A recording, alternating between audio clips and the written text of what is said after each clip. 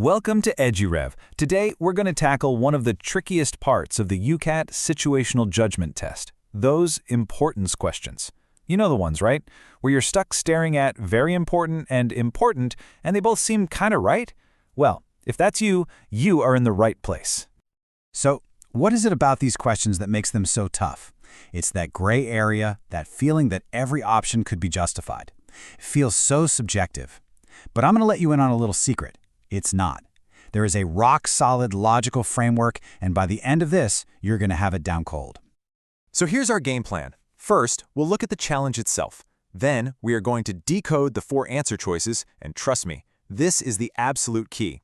After that, I'll give you a super simple 3-step strategy, we'll add some pro techniques on top, and then we'll walk through an example to see it all in action. Let's jump in. Okay, so let's get into it. Before we can find the solution, we've really got to understand the problem.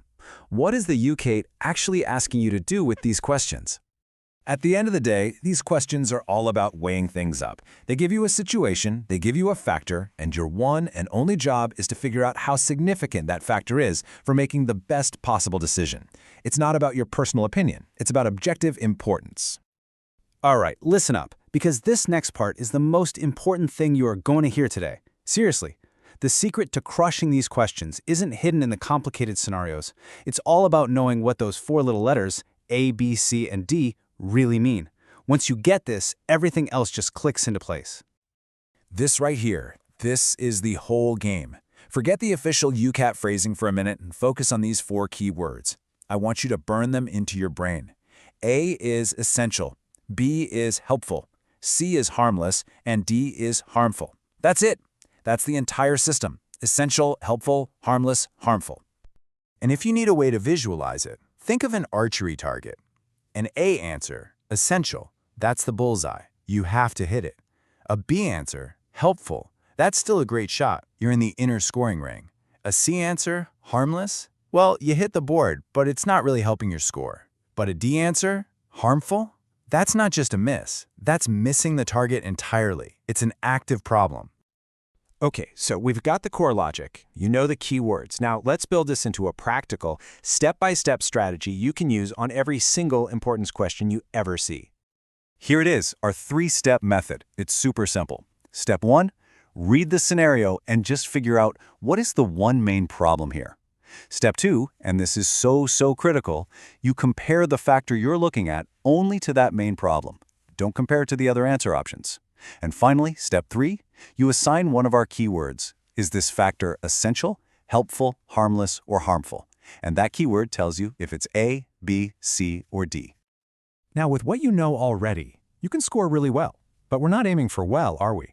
We're aiming for excellent. So let's level up with a couple of pro techniques that'll give you a serious edge in both speed and accuracy. Okay, this is where most people get tripped up. The difference between A and B. Here's the bottom line. A is for things that are absolutely mandatory. Think patient safety, core ethics, things that if you ignore them, the whole situation falls apart. B is for stuff that's beneficial. It's good to have, but it's not strictly required. Ignoring a B factor doesn't cause a disaster. The C versus D distinction is just as crucial. Think of a C factor as pure background noise. It's irrelevant, but it's safe. It doesn't hurt anyone. A D factor, on the other hand, is actively bad. It's not just irrelevant, it's unprofessional, it's unethical, or it's unsafe.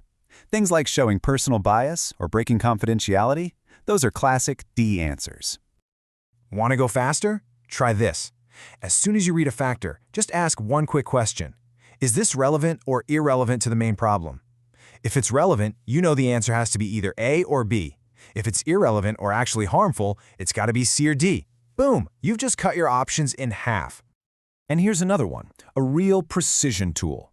Before you do anything else, just ask yourself this. Is this factor absolutely essential for a safe, ethical outcome?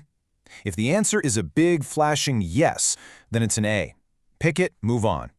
If the answer is no, you've instantly eliminated A, and you can decide between B, C, or D much more easily. All right, theory is great, but let's see this thing in action. It's time to take everything we've learned, our keywords, our strategy, our pro tips, and apply it to a real scenario. This is where it all comes together. Okay, so here's our situation. We've got a med student who sees a senior colleague mess up and breach patient confidentiality. So step 1 of our strategy. What's the single key issue here? Well, it's the breach of confidentiality, right? And the potential harm to the patient. That's our focus. Let's run the factors through our system. First up, whether the breach affects patient safety. Is patient safety essential? Absolutely. It's not negotiable. That's an A. Next, whether the student feels confident speaking up. Is confidence nice to have? Sure. But is it required to do the right thing? No. It's just helpful. That's a B. How about whether the room where it happened was noisy? Does that matter at all? Nope. It's just background info. It's harmless. A classic C. And finally, whether correcting the breach might upset the senior colleague. Should we prioritize a colleague's feelings over patient confidentiality? No way. That's unprofessional and puts the patient at risk. It is actively harmful. That is a D. See how easy it is when you use the keywords? So let's lock this in one last time. This is what I want you to take away. A is for essential. It's mandatory. B is for helpful. It's good, but not required. C is for harmless, just irrelevant background noise. And D is for harmful. It's actively unprofessional or unsafe. Use these words and you can't go wrong. Now, if you found this helpful, the absolute best way to make it second nature is just to practice. You can find thousands of UCAT questions on the EduRev app to really nail down this technique. Go ahead and download it from the Play Store or the iOS App Store to keep up your prep. Thanks so much for watching, and I'll see you in the next one.